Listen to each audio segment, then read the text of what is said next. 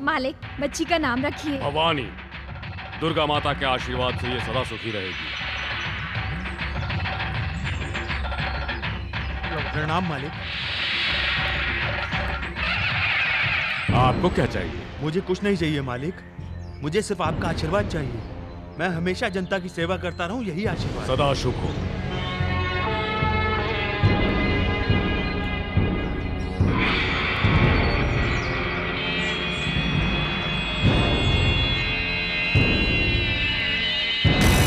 नमस्ते आनंद भूपति सिंह जी। आज के दिन कार्तिक पूर्णिमा है। ये तो सारा जग जानता है। आज के दिन आपसे जो कोई भी कुछ भी मांगता है तो आप उसे देते हैं, इसलिए आपसे कुछ मांगता तुझे देने वाला मैं कौन हूँ? सारे जग को जो देती आई हैं वो जगत माता है। मांगो। दी हुई जुबान और किया हुआ दान मैं कभी भी वापस नहीं लेता हूँ। जो मर्जी में आए मांगो, मिल जाएगा। तो फिर इन दोनों को अपनी जुबान के मुताबिक मेरे हवाले कर दो। ये तो मैं पहले से ही जानता था कि तुम इन दोनों को ही मुझसे मांगोगे। तुम्हारी बेटी और दामाद को जीवन भर सुखी रहने का आशीर्वाद दे चुका है ये भूपति सिंह। उन दोनों को छोड़कर अगर तुम मेरी जान भी मांगोगे तो मैं खुशी से दे दूंगा तुम्हें। मैं जुबान देता हूँ। जुबान दी है, जुबान हारोगे तो नहीं। मैं जुबान हार गया तो समझना कि मैं अपने कुल का नहीं हूँ। तो फिर मुझे तुम्हारा सिर चाहिए।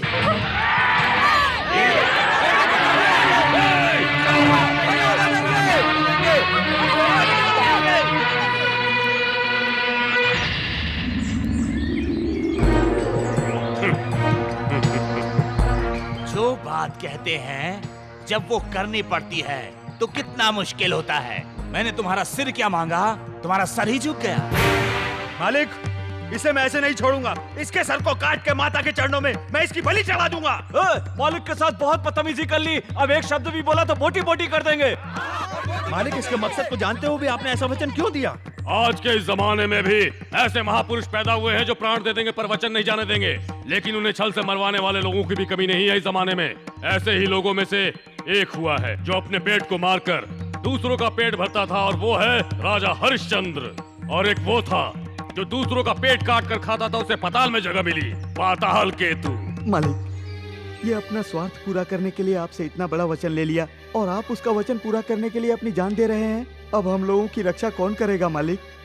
और कोई दिन होता तो अपना वचन वापस ले लेता, लेकिन आज का दिन मेरे व्रत का दिन है और आप जानते ही हैं, शरण में आए शत्रु की रक्षा करना भी हमारे वंश की परंपरा है। जान की बाजी लगाकर दूसरे की जान बचाते हैं और आप चाहते हैं कि मैं वचन से मुकर जाऊं? फिर तो मेरे लिए जीते जी मरने के बराबर होगा मुनीम जी। पिताजी, मैं आपको मरने नहीं दूंगा पिताजी। बेटा शिवराम, अगर कोई भी इंसान हमारे सामने आकर कुछ भी बोलता है तो उसे छोटा समझकर उसका तिरस्कार कभी मत करो। हमारी परंपरा है कि अपनी जान की बाजी लगाकर भी हम अपना वचन निभाते आए हैं। इस बात को कभी मत भूलना तुम। हाँ पिताजी। बेटा, तुम्हारी माँ इस संसार में अब नहीं है। अपनी आंखों में कभी भी आंसू मत लाना। अपने भाई बहनों के लिए तुम सिर्फ बड़े भाई नहीं हो, अब उनके माँ बाप भी हो।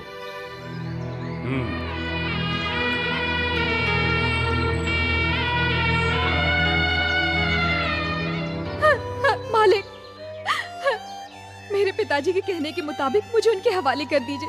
आप हमारी खातिर अपने प्राण मत दीजिए। ऊपर से वो ब्रह्मदेव आदेश देता है और ये भूपति सिंह उसका पालन करता है। अखंड सौभाग्यवती भव।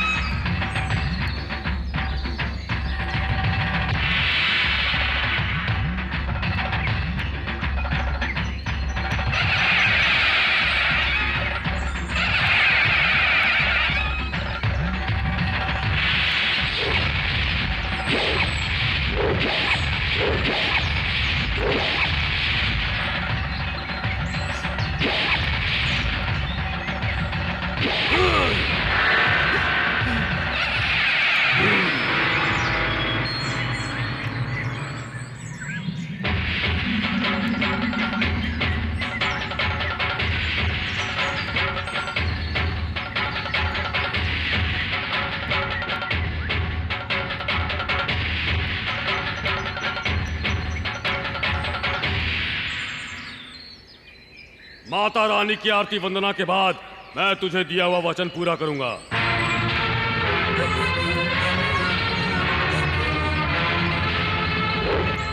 घुंघरू लाओ।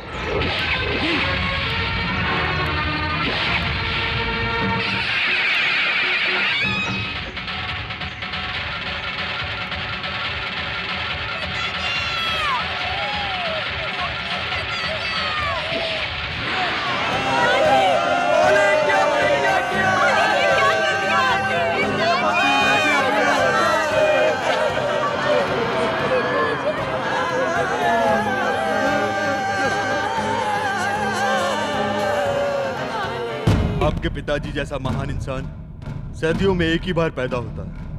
अपने वचन के लिए उन्होंने अपने प्राण त्याग दिए थे। आपके पिताजी जैसा महान इंसान इस जीवन में मेरे दिल में आदरणीय बनकर सदा रहेंगे। आप लोगों के साथ मेरे लड़के ने जो बदतमीजी की उसके लिए मैं क्षमा मांगता हूँ। इस महान इंसान के दर्शन मुझे सदा होते रहें, इसलिए आपसे मेरी एक छोटी सी विनती है। मेरी लड़की को अपने छोटे भाई के लिए अपने घर की बहू स्वीकार कर लीजिए। हम लोग इसे हमारा सम्मान ही समझेंगे। आपका धन्यवाद।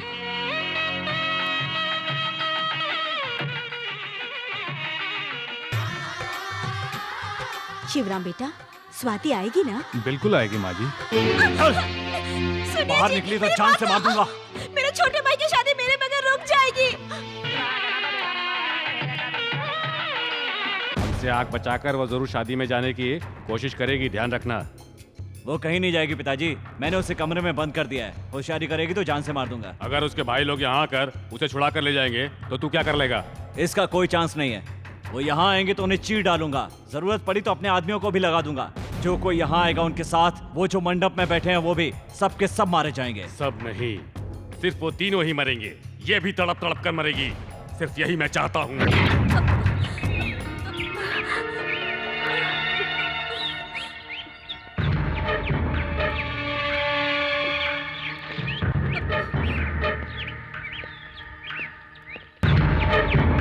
ए, सुनो, उधर से कुछ आवाज आ रही है, जाकर देखो उधर। चल देखते हैं।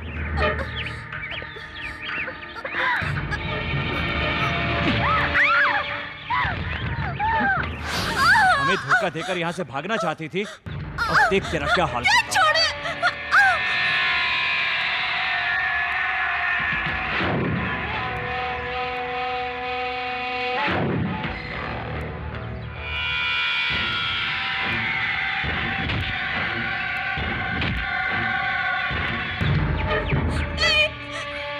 पिताजी, आप ही कुछ कहिए, आपको पुण्य मिलेगा। मेरे भैया की शादी होती मैं लौट कर आ जाऊंगी। वो लोग मेरा इंतजार कर रहे हैं। अगर मैं नहीं गई तो शादी रुक जाएगी।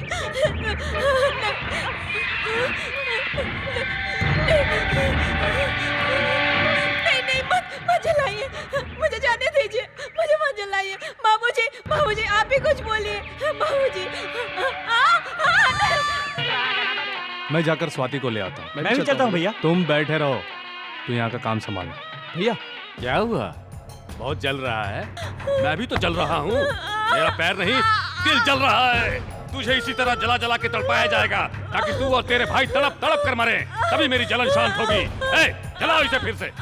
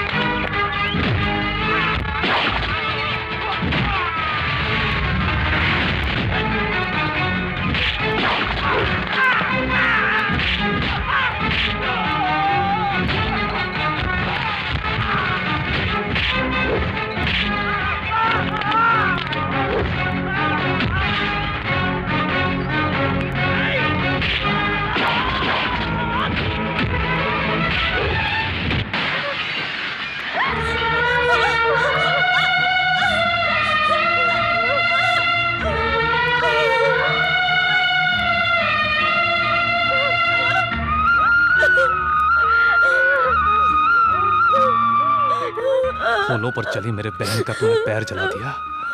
उसका पति होकर उस पर जुल्म ढाया। मैं उसका पति हूँ, चाहूँ तो उसकी जान भी ले सकता हूँ। तू कौन होता है?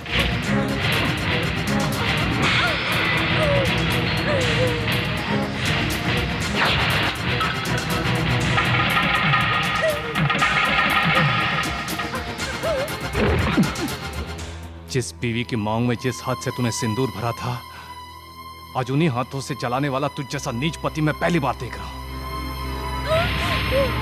कल तक मैं तुम्हें रिश्तेदार समझता था, आज से तेरे साथ मेरी दुश्मनी शुरू हो गई है। अब तुम लोग अपनी खैर मनाओ, मुझसे बच नहीं पाओगे। मैं सोच समझ कर कह रहा हूं, तुझे कैसे बचना है सोच ले। तूने दुश्मनी निभाने का मौका दिया है मुझे।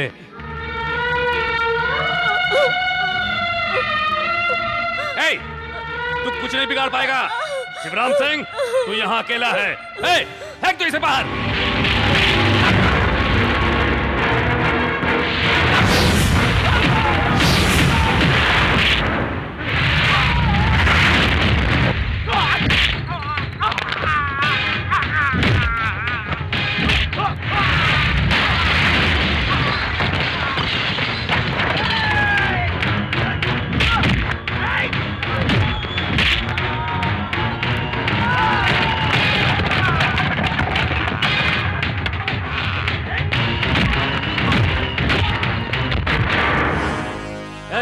हट जाओ, हट जाओ सब यहाँ से। नहीं जी, नहीं जी, चल मेरे साथ। मैं चल नहीं पाऊंगी। सुनो जी,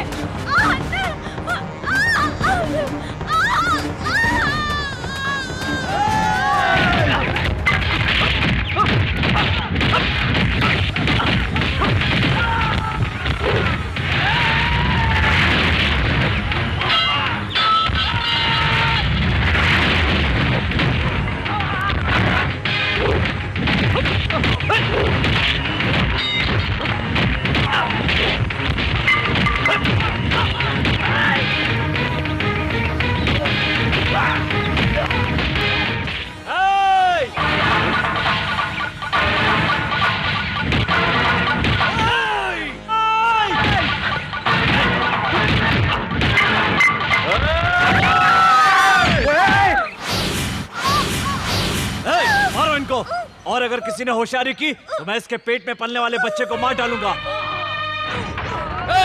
तीनों भाइयों को कुत्ते की मौत मारो।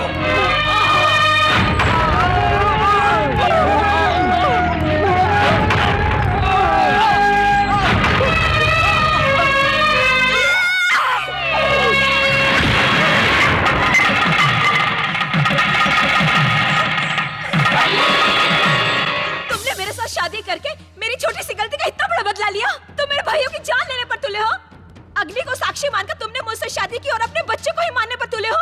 मुझ पर इतने जुल्म किए फिर भी जी नहीं भरा तुम्हारा। आज के बाद ना तू मेरा पति है और ना ही मैं तेरी पत्नी हूँ। अब से तेरा मेरा कोई संबंध नहीं है। सुन ले, तू तो क्या, तेरी ये सारी धन दौलत भी और इस संसार को बनाने वाले भगवान भी मुझे मेरे भाइयों से अलग नहीं कर सकते। अरे तेरी हस्ती ही क्या है? आज तक तुम लोगों ने मुझ पर इतने जुल्म ढाए हैं, लेकिन मेरे भाइयों ने एक शब्द तक नहीं कहा। यहाँ तक कि तुम लोगों ने मेरे भाइयों को मरवाना चाहा। सब जानते हुए भी वो लोग चुपचाप सहते रहे। पता है किस लिए? सिर्फ मेरी वजह से। मैं अगर एक बार, सिर्फ एक बार इशारा करके उनको कह देती तो तुम दोनों का पूरा वंश मिटाकर रख देते मेरे भाई। क्या कहा था तूने? शिवराम सिंह, तू अकेला है, हमारा कुछ नहीं बिगाड़ सकता। देख, हिम्मत है तो उसका सामना कर, देखते हो क्या कर सकता है। मेरे हीरे जैसे भाइयों को इतनी बेरहमी से मारा। हाँ? छी!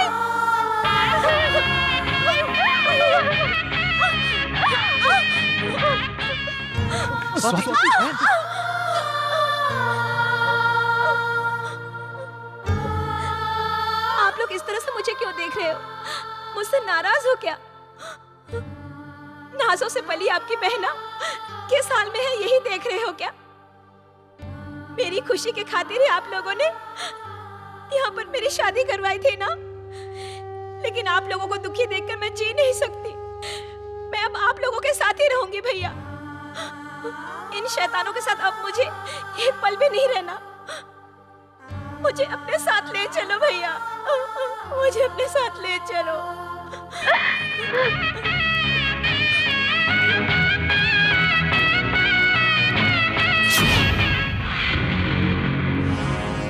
भैया, धर्म अधिकारी आनंद भूपति के वंशज पर आज तक किसी ने हाथ नहीं उठाया। आज पहली बार किसी ने उठाया है। उसका मुंह तोड़ जवाब नहीं दोगे भैया? जाकर जवाब दो भैया, जाकर इंसाफ करो, जाओ भैया।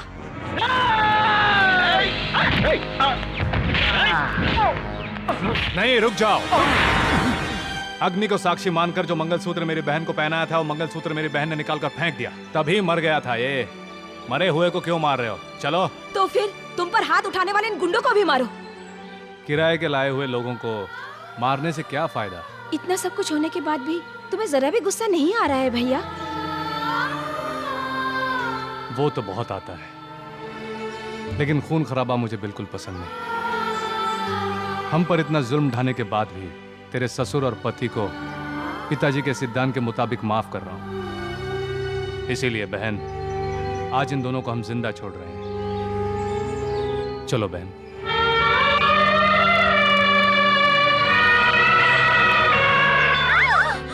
स्वाति, साइन करो। राम सिंह, डॉक्टर को तो फोन किया कर दिया भैया। भांजे, जल्दी जाओ। क्या हुआ? तुम मामा बनोगे तो मैं नाना बनूंगा। सुनिए जी, स्वाति को बहुत दर्द हो रहा है, जाकर डॉक्टर को बुलाकर लाइए। भाभी, भाभी और सहन नहीं हो रहा है। छोटे, जल्दी से पैर पकड़ो।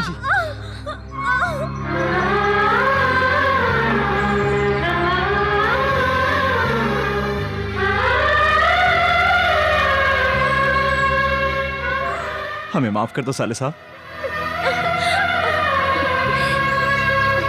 बहन की खातिर आपने अपना सब कुछ गवाकर इतने तकलीफ में होते हुए भी आपने मेरे घर की इज्जत को बचा लिया है। आप इंसान नहीं, भगवान हैं। मुझे माफ कर दीजिए।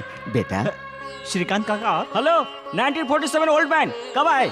मेरे पुरखों के साथ कश्मीर के राजा का पुराना रिश्ता निकल आया। उन्हीं की सिफारिश पर अदालत ने मुझे बाइज्जत बरी कर दिया।